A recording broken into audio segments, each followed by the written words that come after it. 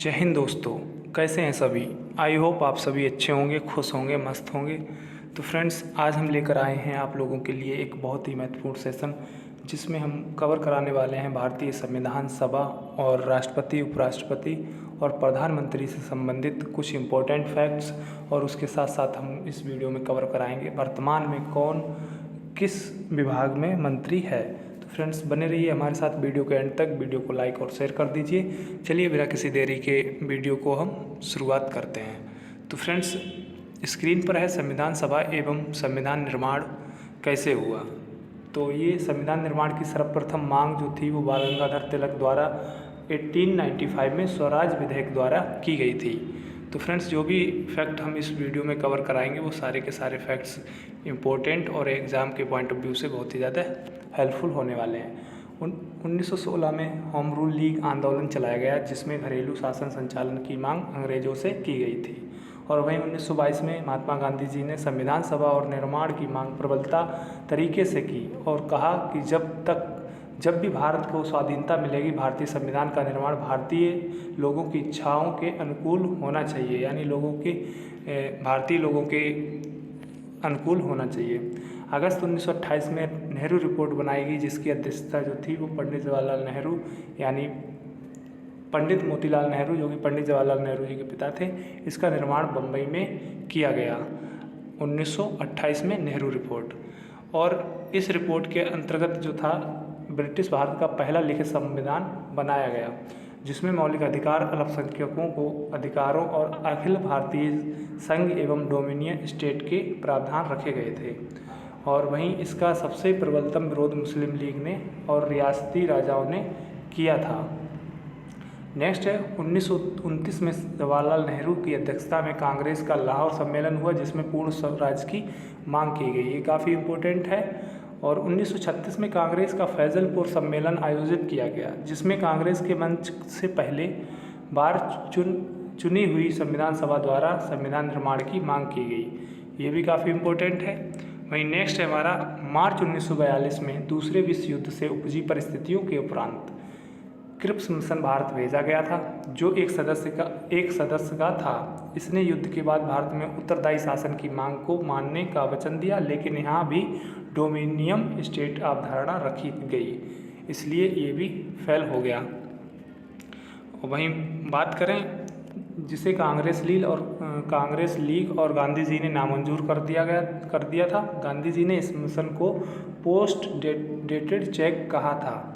तो फ्रेंड्स, ये काफ़ी इम्पोर्टेंट है। और अंग्रेज एक ऐसा दिवालिया बैंक है, और महात्मा गांधी ने एक और लाइन बोली कि अंग्रेज एक ऐसा दिवालिया बैंक है जो भविष्य में कभी भी फेल हो सकता है। वहीं भारत के शासन की अव्यवस्था को देखते हुए तत्कालीन वायसराय लॉर्ड वेवेल, जो कि 1945 में शिमला में सर्वदलीय बैठक बुलाई, जो किसी भी तार्किक नतीजे पर नहीं पहुंची। इस सम्मेलन को शिमला सम्मेलन या वेवेल योजना के नाम से जाना जाता है। वहीं नेक्स्ट है मार्च 1946। तो फ्रेंड्स, ये 1946 है में कैबिनेट मिशन भारत भेजा गया, जिसकी अध्यक्षता सर फ्रेडरिक लॉरेंस ने की, और अन्य 2 सदस्य जो थे वो स्टीफोर्ड क्रिप्स और A.B. अलेक्जेंडर। तो फ्रेंड्स, ये बहुत ही इम्पोर्टेंट है कि कैबिनेट मिशन भारत कब आया। तो 1946 में अध्यक्ष कौन थे, तो पैथिक लॉरेंस, और इनके 3 सदस्यों के नाम या फिर निम्नलिखित में से कौन सा सदस्य नहीं था। तो इसको याद करने की जो ट्रिक है मेरे पास वो है पास मीन्स होता है P से पैथिक लॉरेंस, A से अलेक्जेंडर और S से स्टीफोर्ड। आप इस तरह से याद कर सकते हैं, और ये काफ़ी इंपॉर्टेंट है, हर एग्जाम में देखने को मिल जाता है। इस आयोग द्वारा तत्कालीन समय में शासन का सही निर्धारण करने का प्रयास किया गया। इसकी सिफारिशों के आधार पर संविधान सभा की रचना की गई। तो संविधान सभा किस की सिफारिश पर शुरू की गई थी, तो वो था कैबिनेट मिशन। बात करें संविधान सभा एवं संविधान निर्माण की, तो संविधान सभा में कुल सदस्य संख्या जो थी 389 निर्धारित की गई, जिसमें भारत ब्रिटिश से 292 थे, चीफ कमिश्नरी से 4 सदस्य थे, देशी रियासतों से जो थे वो 3 सदस्य रखे गए थे। ब्रिटिश भारत और चीफ कमिश्नरी क्षेत्रों से सदस्यों का निर्वाचन किया गया था, और प्रत्येक 10 लाख की जनसंख्या पर एक सदस्य का चुनाव किया जाएगा, और ये प्रक्रिया जो है वो आज भी है। सदस्यों को 3 भागों में बांटा गया था, सामान्य, मुस्लिम और सिख पंजाब पृथक पाकिस्तान की मांग को नामंजूर कर दिया संविधान सभा ने।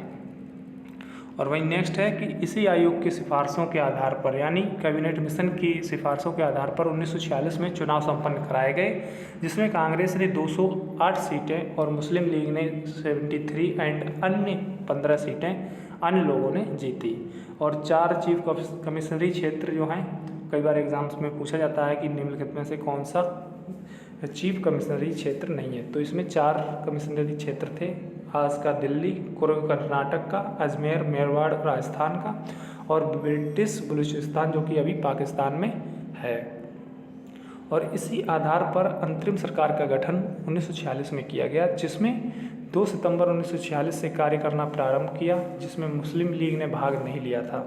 इस सरकार का अध्यक्ष तत्कालीन वायसराय लॉर्ड वेवल था तथा उपाध्यक्ष जो थे वो पंडित जवाहरलाल नेहरू थे।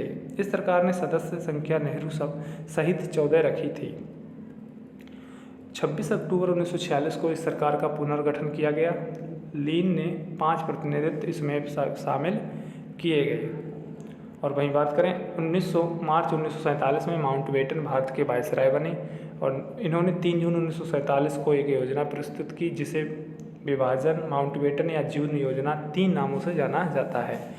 इसे 18 जुलाई 1947 को ब्रिटेन के राजा के पास भेज दिया गया या फिर पास कर दिया गया। इस योजना का कार्यान्वयन 15 अगस्त 1947 के भारत स्वतंत्रता अधिनियम में हुई। इसके निम्न प्रावधान थे, जैसे कि भारत को 2 डोमिनियन स्टेटों में बांटा गया, जो कि 14 अगस्त 1947 को पाकिस्तान को अलग कर दिया और 15 अगस्त 1947 को भारत को अलग किया। भारत से ब्रिटिश सम्राट के सभी अधिकार हटा लिए गए। पूर्वी बंगाल, पश्चिमी बंगाल, सिंध, उत्तर पश्चिमी सीमांत प्रदेश, असम का सिलहर जिला पाकिस्तान को दे दिया गया था। उस समय जब ये पाकिस्तान अलग बना था तो इतना क्षेत्र इसको दिया गया था। और नेक्स्ट ये जो है 1971 में अलग हो जाता है बांग्लादेश, जिसे नया नाम दिया गया। भारत का शासन जब तक संविधान का निर्माण पूर्ण ना हो 1935 शासन अधिनियम से चलाना तय किया गया। माना कि 1946 में जब संविधान बनकर तैयार हुआ था उस समय संविधान नहीं था, तो भारत शासन अधिनियम 1935 के जो भी रूल थे उसके अकॉर्डिंग भारत को चलाया गया। नेक्स्ट है संविधान सभा को संप्रभुता की स्थिति प्राप्त हो गई। भारत का वायसराय माउंटबेटन बना रहा, लेकिन पाकिस्तान में जो गवर्नर जनरल या वायसराय मोहम्मद अली जिन्ना बने थे। स्वतंत्र भारत का प्रथम जो गवर्नर जनरल था वो माउंटबेटन और पाकिस्तान का तो मोहम्मद अली जिन्ना। विभाजन के बाद संविधान सभा का पुनर्गठन किया गया था। 9 दिसंबर 1946 को संविधान सभा की पहली बैठक हुई, जिसमें अस्थायी अध्यक्ष सच्चिदानंद सिन्हा को बनाया गया। काफ़ी इम्पोर्टेंट है फ्रेंड्स।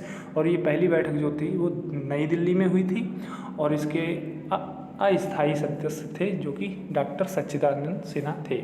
और दूसरी बैठक 11 दिसंबर 1946 में हुई थी, जो कि दिल्ली में ही हुई थी, जिसमें स्थायी अध्यक्ष जो थे वो डॉक्टर राजेंद्र प्रसाद को बनाया गया। इस बैठक में उपाध्यक्ष HC मुखर्जी थे तथा संवैधानिक सलाहकार VN राव थे।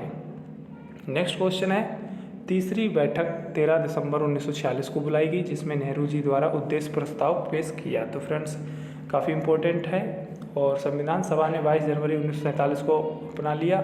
इन्हीं उद्देश्य प्रस्ताव के आधार पर भारतीय संविधान की प्रस्तावना निर्मित की गई।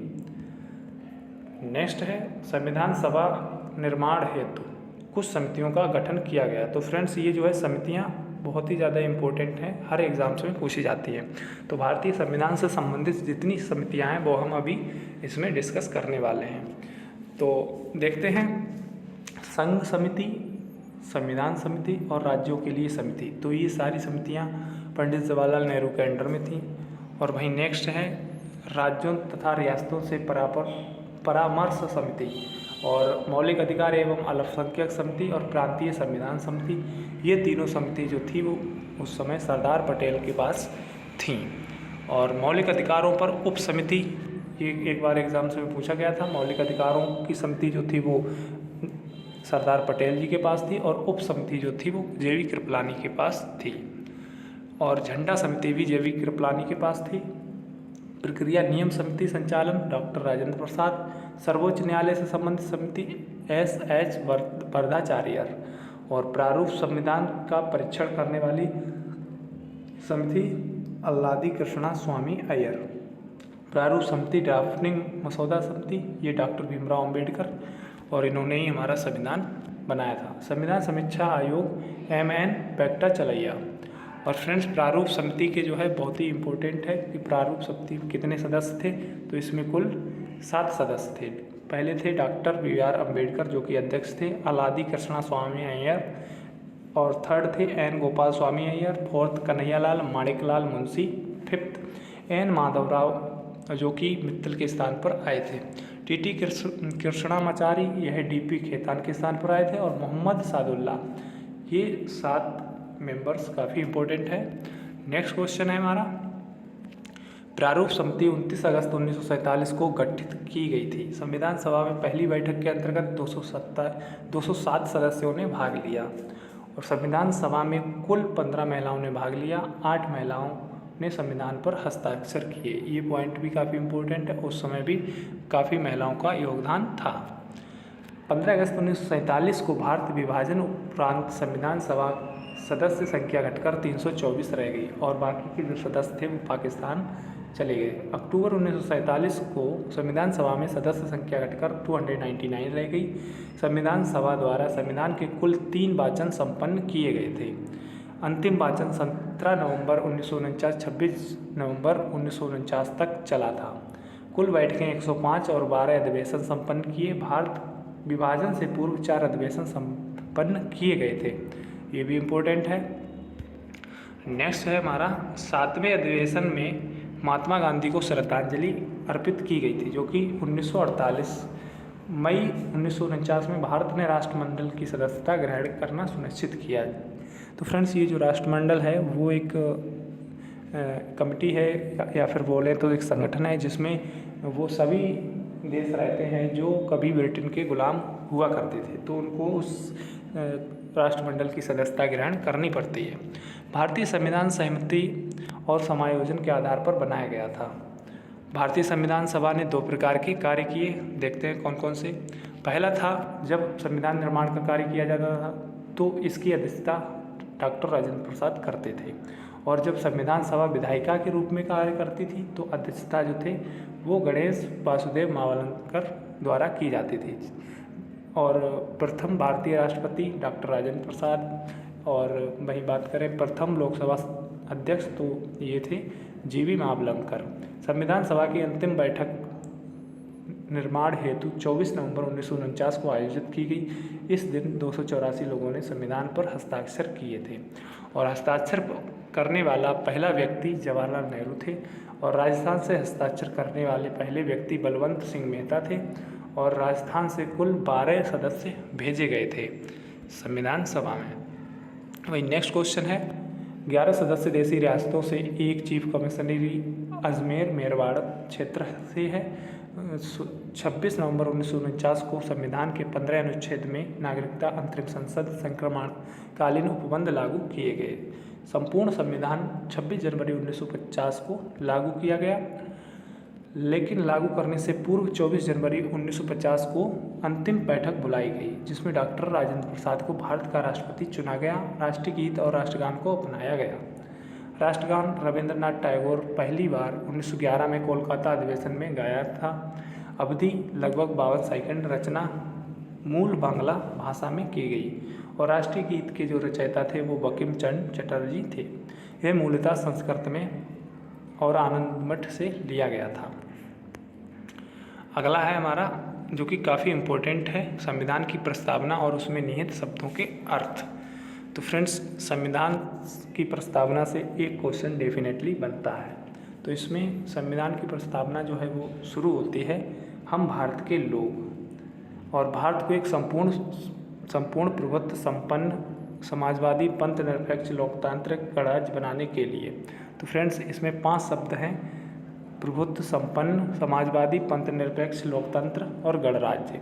वहीं समाजवादी और पंथ निरपेक्ष 42वें संविधान संशोधन 1976 के द्वारा इंदिरा गांधी द्वारा जोड़े गए थे, और 3 मूल प्रस्तावना में ही थे। उसके समस्त नागरिकों को सामाजिक, आर्थिक और राजनैतिक न्याय, इसमें प्रस्तावना में 3 प्रकार के न्याय की बात की गई है, सामाजिक, आर्थिक और राजनीतिक।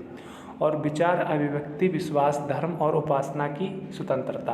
और 5 प्रकार की स्वतंत्रता है। पहला विचार, अभिव्यक्ति, विश्वास, धर्म और उपासना। तो फ्रेंड्स इसका जो है वो एक क्रम भी पूछ लिया जाता है कि सही क्रम में शब्द को लिखिए। तो ये 5 स्वतंत्रताएं थी।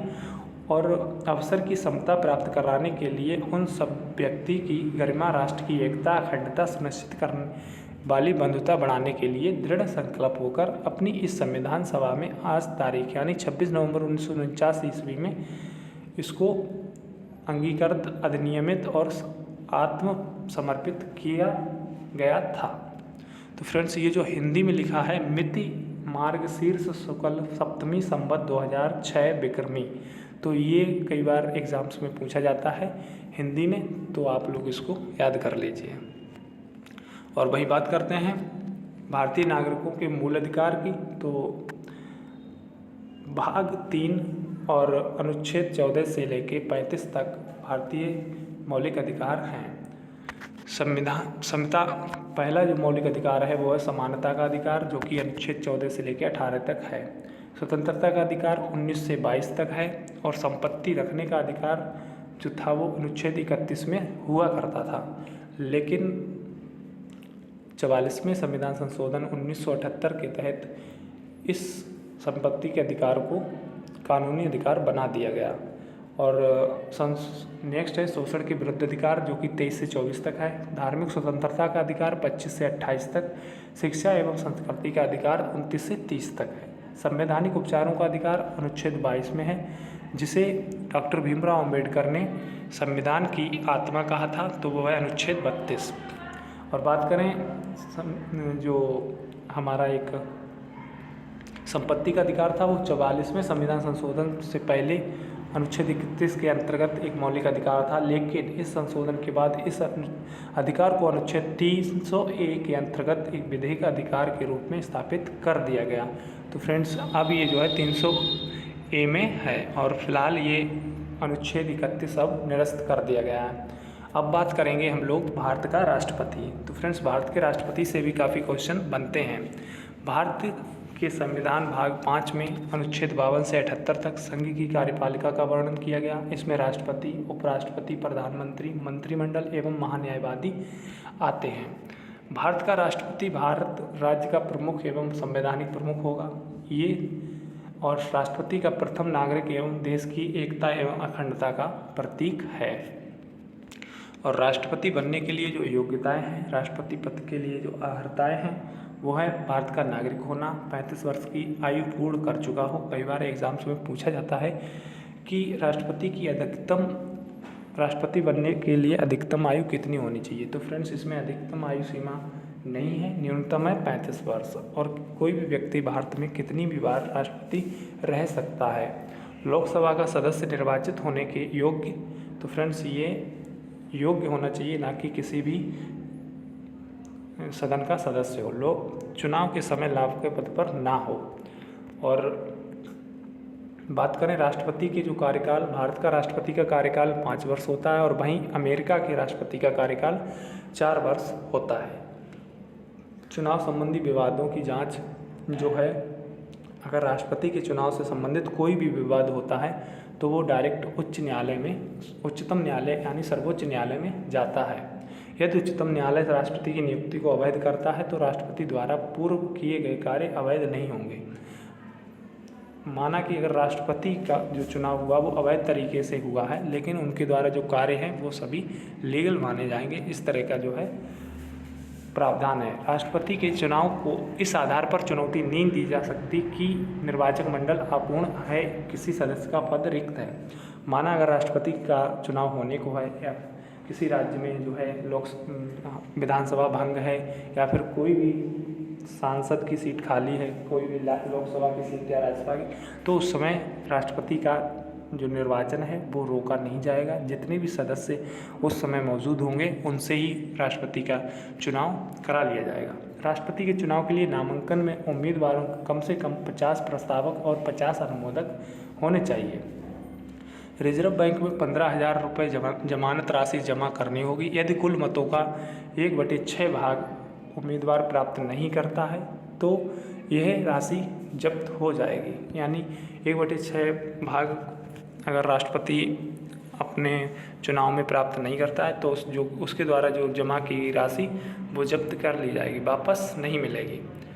तो बात करें पद की रिक्तता, तो यदि राष्ट्रपति पद पर मृत्यु, त्यागपत्र, निष्कासन, अन्य किसी कारण से रिक्त होता है तो राष्ट्रपति का चुनाव विदिन 6 मंथ हो जाता है। इस प्रकार नियुक्त राष्ट्रपति 5 वर्षों तक पद पर रहता है। यदि राष्ट्रपति का पद मृत्यु, त्यागपत्र, निष्कासन, अन्य 6 कारणों से जो है रिक्त होता है तब उपराष्ट्रपति कार्यवाहक राष्ट्रपति के रूप में 6 माह तक काम करता है और राष्ट्रपति का कार्यकाल 5 वर्ष एवं त्यागपत्र उपराष्ट्रपति को देते हैं। यदि उपराष्ट्रपति का पद रिक्त हो तो भारत का मुख्य न्यायाधीश या उच्चतम न्यायालय के वरिष्ठ न्यायाधीश कार्यवाहक राष्ट्रपति के रूप में कार्य करते हैं। ऐसा एकमात्र मुख्य न्यायाधीश थे जो कि मोहम्मद हिदायतुल्लाह, जिन्होंने राष्ट्रपति का पद भी संभाला था और उपराष्ट्रपति का भी पद संभाला था और वो एक सर्वोच्च न्यायालय के मुख्य न्यायाधीश भी थे।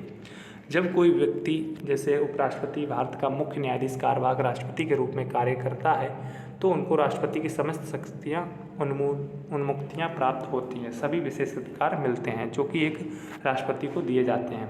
5 वर्ष पूर्ण होने पर भी तब तक राष्ट्रपति पद पर आसीन रहते हैं जब तक कोई उत्तराधिकारी घोषित नहीं किया जाता। तो फ्रेंड्स, ये जो भी हम फैक्ट्स बता रहे हैं ये सारे इंपॉर्टेंट हैं। अब जो है क्वेश्चन एग्जाम्स में जो है कथन यानी स्टेटमेंट बेस पर आते हैं तो इस तरह के स्टेटमेंट काफ़ी हेल्पफुल होने वाले हैं। वहीं बात करें राष्ट्रपति की कार्यकारी शक्तियाँ, तो भारत सरकार के सभी शासन संबंधी कार्य राष्ट्रपति के नाम पर होते हैं।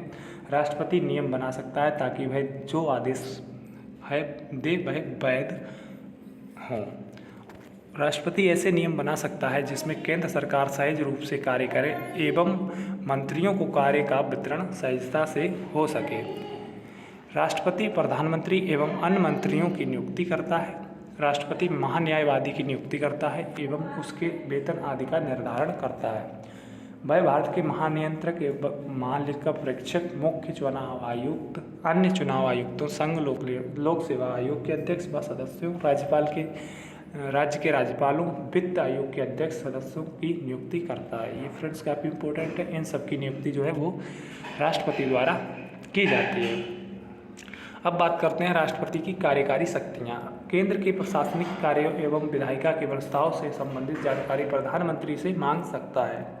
राष्ट्रपति प्रधानमंत्री से ऐसे निर्णय का प्रतिवेदन मांग सकता है जो किसी मंत्री ने लिया हो लेकिन मंत्रिपरिषद अनुमोदन ना किया हो।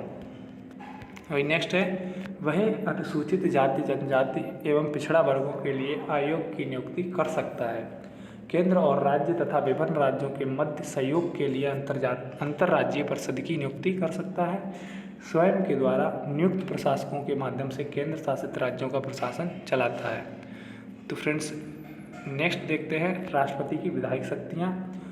राष्ट्रपति संसद का अभिन्न अंग है एवं इसे निम्नलिखित विधायी शक्तियाँ प्राप्त होती हैं। संसद की बैठक बुला सकता है, संसद को स्थगित कर सकता है, लोकसभा को भी विघटित कर सकता है। तो फ्रेंड्स, राष्ट्रपति लोकसभा को विघटित कर सकता है लेकिन राज्यसभा को विघटित नहीं कर सकते।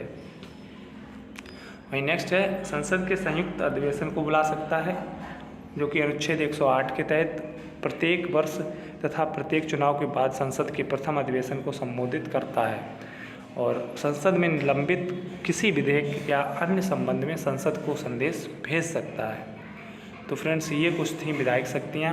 अब बात करें राष्ट्रपति की विधायिक शक्तियाँ, वो कार्यकारी शक्तियाँ हम लोगों ने देख ली। तो फ्रेंड्स, राज्यसभा के सभापति व उपसभापति के पद के रिक्त होने पर राज्यसभा के सदस्य को सदन की अध्यक्षता सौंप सकता है।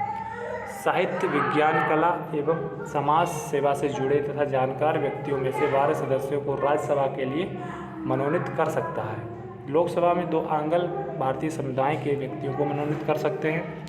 चुनाव आयोग से परामर्श कर संसद सदस्यों की अयोग्यता के प्रश्न पर निर्णय कर सकते हैं। विशेष प्रकार के विधायकों प्रस्तुत करने के लिए राष्ट्रपति की पूर्व अनुमति जरूरी है, जैसे संचित निधियों से खर्च संबंधी विधेयक या फिर राज्य की सीमा परिवर्तन से संबंधित विधेयक, तो पहले ही राष्ट्रपति की परमिशन या फिर अनुमति लेनी आवश्यक है। संसद द्वारा विधेयक राष्ट्रपति के पास जाता है, हस्ताक्षर एवं उपरांत के ही वह कानून बनता है। जब तक राष्ट्रपति के हस्ताक्षर नहीं होते हैं तब तक कोई भी कानून नहीं बनता है। वही राज्य विधायिका द्वारा पारित विधेयक राज्यपाल द्वारा राष्ट्रपति के लिए विचार के लिए भेजा जाता है, तो राष्ट्रपति को सहमत देना या ना देना। संसद के शस्त्र ना चलने पर उस अवधि में अध्यादेश जारी करने की शक्ति। तो फ्रेंड्स, ये कुछ इम्पोर्टेंट शक्तियाँ जो हैं वो राष्ट्रपति से संबंधित थी। और वित्तीय शक्ति भी आपको बता दें, राष्ट्रपति वित्तीय शक्ति जो है वो धन विधेयक राष्ट्रपति की पूर्व अनुमति यानी उनकी परमिशन के बाद ही संसद में प्रस्तुत किया जाता है। और वार्षिक वित्तीय विवरण अर्थात केंद्रीय बजट को संसद के समक्ष रखता है, लेकिन राष्ट्रपति जो है वो वित्त मंत्री को आदेशानुसार बजट पेश करने की अनुमति देता है। अनुदान की कोई भी मांग राष्ट्रपति की सिफारिश के लिए बिना की जा सकती है।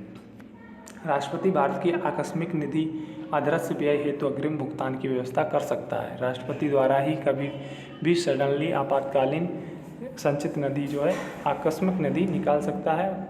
राष्ट्रपति राज्य व केंद्र के बीच राजस्व बंटवारे हेतु वित्त आयोग का गठन करता है।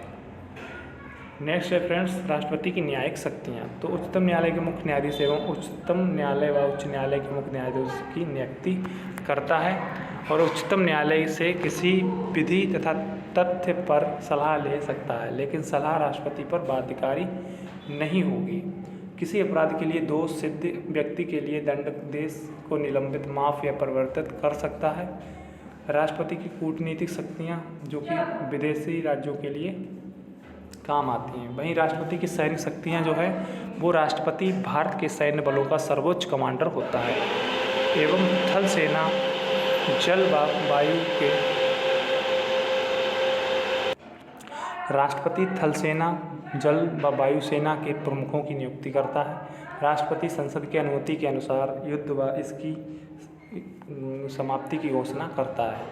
राष्ट्रपति की आपातकालीन शक्तियाँ जो हैं वो राष्ट्रीय आपातकाल 352 में राज्यों में लगता है। वहीं राष्ट्रपति शासन 356 राज्यों में लगता है और राष्ट्रीय आपात युद्ध काल या फिर शस्त्र विद्रोह के कारण लगता है। वित्तीय आपात जो है 360 में लगता है, जो कि अब तक एक भी बार भारत में नहीं लगा है। नेक्स्ट है भारत के उपराष्ट्रपति। तो फ्रेंड्स, भारत के उपराष्ट्रपति के बारे में थोड़ी जानकारी लेते हैं। भारत का उपराष्ट्रपति राष्ट्रपति के पद का दूसरा सर्वोच्च पद है। भारत में उपराष्ट्रपति का पद अमेरिका के उपराष्ट्रपति के तर्ज पर लिया गया है और राष्ट्रपति का पद इंग्लैंड की रानी, ब्रिटेन की महारानी के तर्ज पर लिया गया था। भारत का उपराष्ट्रपति राज्यसभा का सभापति होता है। उपराष्ट्रपति का निर्वाचन जो है जनता के प्रत्यक्ष रूप से नहीं बल्कि निर्वाचक मंडल द्वारा चुनाव होता है। राष्ट्रपति के चुनाव में आनुपातिक प्रतिनिधित्व के आधार पर एकल संक्रमणीय मत गुप्त मतदान पद्धति द्वारा किया जाता है। और बात करें भारत के प्रथम उपराष्ट्रपति डॉक्टर सर्वपल्ली राधाकृष्णन थे। अब बात करेंगे भारत का प्रधानमंत्री। तो फ्रेंड्स, भारत के प्रधानमंत्री की नियुक्ति जो है अनुच्छेद 75 में दी गई है, जिसमें राष्ट्रपति प्रधानमंत्री का नियुक्ति करेंगे।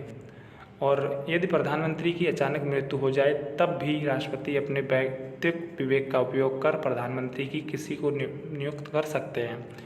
बात करें प्रधानमंत्री के शपथ, कार्यकाल, वेतन एवं भत्ते। राष्ट्रपति प्रधानमंत्री की पद ग्रहण करने से पूर्व पद एवं गोपनीयता की शपथ दिलाते हैं। प्रधानमंत्री का कार्यकाल निश्चित नहीं होता, वह राष्ट्रपति के प्रसाद पर्यंत पद धारण करता है, लेकिन राष्ट्रपति प्रधानमंत्री को तब तक पद से नहीं हटा सकता जब तक कि उसे लोकसभा में बहुमत हासिल है। लोकसभा में विश्वास मत खोने पर प्रधानमंत्री को पद से त्यागपत्र देना होता है। प्रधानमंत्री के वेतन भत्तों का निर्धारण समय समय पर संसद द्वारा किया जाता है। संसद सदस्य को जो वेतन भत्ते मिलते हैं वही प्रधानमंत्री को भी मिलते हैं। नेक्स्ट है मंत्रिपरिषद के संबंध में शक्तियाँ। तो प्रधानमंत्री को मंत्रिपरिषद के संबंध में शक्तियाँ, मंत्रिपरिषद पर नियुक्त हेतु अपने दल के सदस्यों की राष्ट्रपति को सिफारिश करता है, जो कि प्रधानमंत्री के कहने के अनुसार ही राष्ट्रपति मंत्रियों की नियुक्ति करते हैं। मंत्रियों को विभिन्न मंत्रालय आवंटित करना और फेरबदल करना भी प्रधानमंत्री का काम होता है। मंत्री को त्यागपत्र देने के लिए कहना, राष्ट्रपति द्वारा किसी मंत्री को बर्खास्त की सलाह देना भी प्रधानमंत्री का कार्य होता है। मंत्रिपरिषद की बैठक की अध्यक्षता करना एवं उसके निर्णयों को प्रभावित करना। नेक्स्ट है मंत्रियों की गतिविधि को नियंत्रित एवं निर्देशित करना, समन्वय बनाए रखना। प्रधानमंत्री अपने पद से त्यागपत्र देकर मंत्रिमंडल को बर्खास्त कर सकते हैं। नेक्स्ट है राष्ट्रपति के संबंध में शक्तियाँ। तो प्रधानमंत्री की राष्ट्रपति के संबंध में कुछ शक्तियाँ हैं जो कि आप लोग यहाँ पे खुद से पढ़ लीजिएगा। और इस PDF को पाने के लिए हमारे टेलीग्राम चैनल को आप लोग ज्वाइन कर लीजिए। चैनल का जो लिंक है वो हमारे यूट्यूब चैनल के अबाउट में पड़ा हुआ है, वहाँ से जाकर आप लोग टेलीग्राम चैनल ज्वाइन कर लीजिए। संसद के संबंध में प्रधानमंत्री की शक्तियाँ, ये भी काफ़ी इम्पोर्टेंट हैं। और वहीं बात करें प्रधानमंत्री की अन्य जो शक्तियाँ और कार्य जो हैं वो यहाँ पे दिए गए हैं, तो आप लोग इनको खुद से रीड कर लीजिए। राष्ट्रपति एवं प्रधानमंत्री के बीच संबंध। राष्ट्रपति को सहायता एवं सलाह देने के लिए एक मंत्रिपरिषद होगी जिसका प्रमुख प्रधानमंत्री होगा। राष्ट्रपति मंत्रिपरिषद की सलाह पर कार्य करेगा। ये बात जो है अनुच्छेद भारतीय संविधान के अनुच्छेद 74 में है। प्रधानमंत्री की नियुक्ति राष्ट्रपति करेगा।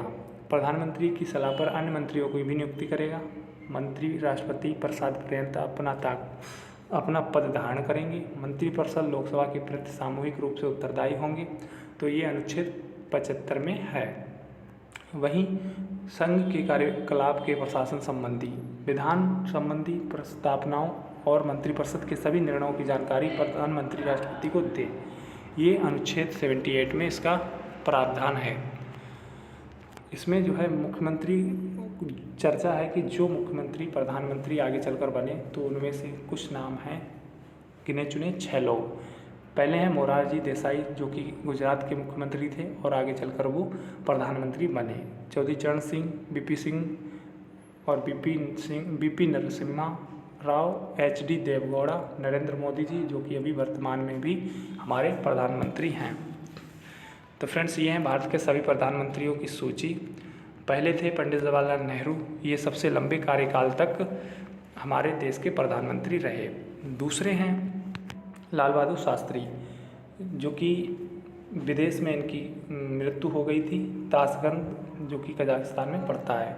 नेक्स्ट है इंदिरा गांधी। इंदिरा गांधी की जो है हत्या कर दी गई थी और ये एक प्रथम महिला प्रधानमंत्री भारत की थी।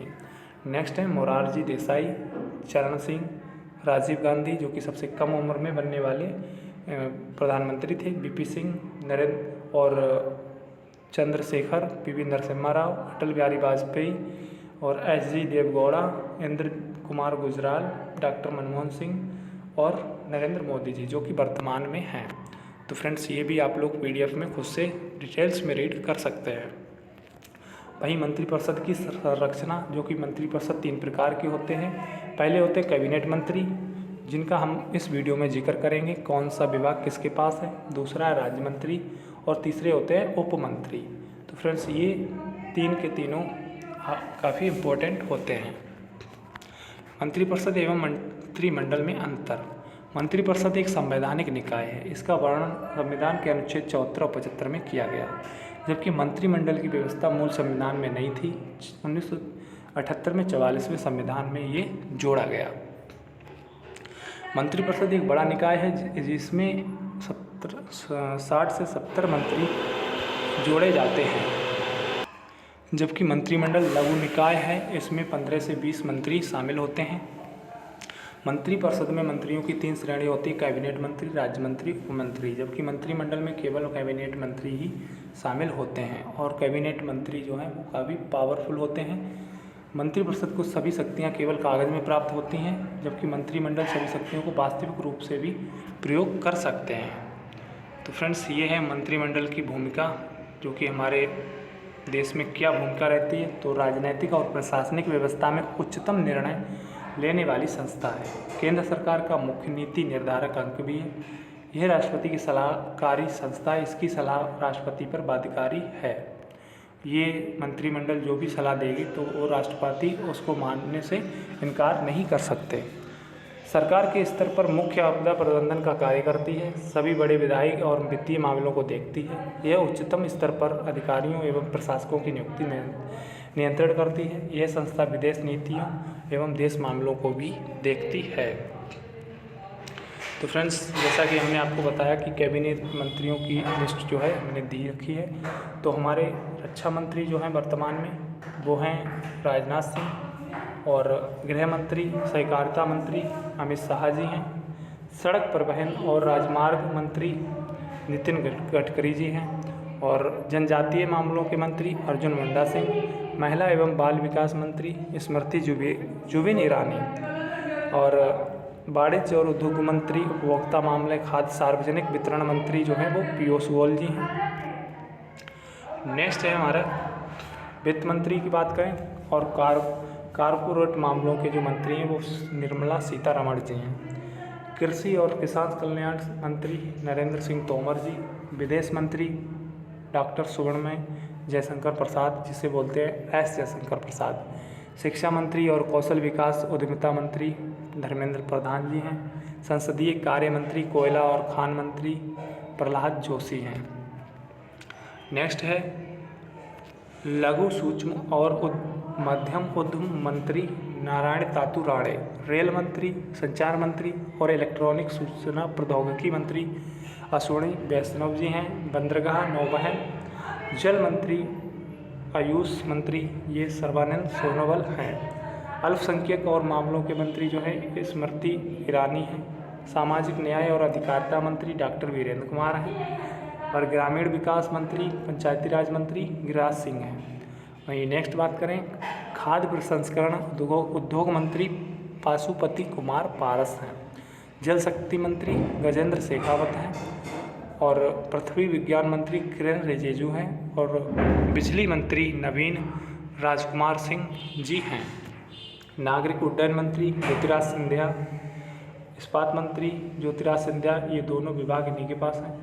और वहीं बात करें पेट्रोलियम और प्राकृतिक गैस मंत्री, आवास और शहरी मामलों के मंत्री जो हैं वो हरदीप सिंह पुरी हैं। नेक्स्ट हैं स्वास्थ्य परिवार कल्याण मंत्री, रसायन उर्वरक मंत्री मनसुख मंडाविया हैं। पर्यावरण वन अनुसंधान जलवायु परिवर्तन मंत्री, श्रम और रोजगार मंत्री ये भूपेंद्र यादव सिंह हैं। भारी उद्योग मंत्री महेंद्र नाथ पांडे। मत्स्य पालन, पशुपालन और डेयरी मंत्री पुरुषोत्तम रूपला। संस्कृति मंत्री, पर्यटन मंत्री और पूर्वोत्तर क्षेत्र के विकास मंत्री जी किशन रेड्डी जी हैं। सूचना और प्रसारण मंत्री, युवा मामलों के खेल मंत्री जो हैं अनुराग सिंह ठाकुर हैं। तो फ्रेंड्स, आज का क्लास हमारा यहीं पर ख़त्म होता है। आज के लिए हमने कोई एक इम्पोर्टेंट क्वेश्चन आप लोगों के लिए दिया है, जिसका आंसर आपको कमेंट बॉक्स में देना है। तो क्वेश्चन है कि भारत के पहले अटॉर्नी जनरल MC सीतलवाड़ थे, और भारत के वर्तमान में जो अटॉर्नी जनरल हैं वो केकू वेणुगोपाल जी हैं। तो क्वेश्चन है कि अटॉर्नी जनरल का संविधान के किस अनुच्छेद में उल्लेख है। तो आप लोगों को इसका आंसर कमेंट बॉक्स में देना है। 4 ऑप्शन है यहाँ पे, अनुच्छेद 76, अनुच्छेद 61, अनुच्छेद 32 और अनुच्छेद 40। तो फ्रेंड्स, आप लोगों का बहुत बहुत धन्यवाद हमारे वीडियो को एंड तक देखने के लिए। आप लोगों का सपोर्ट ऐसे ही बना रहे, और मिलते हैं नेक्स्ट वीडियो में नेक्स्ट टॉपिक के साथ। हमारा पूरा प्रयास रहेगा अच्छे से अच्छे क्वेश्चंस और थ्योरी को कवर कराना। मिलते हैं नेक्स्ट वीडियो में, तब तक के लिए खुश रहिए, मस्त रहिए। जय हिंद, जय भारत।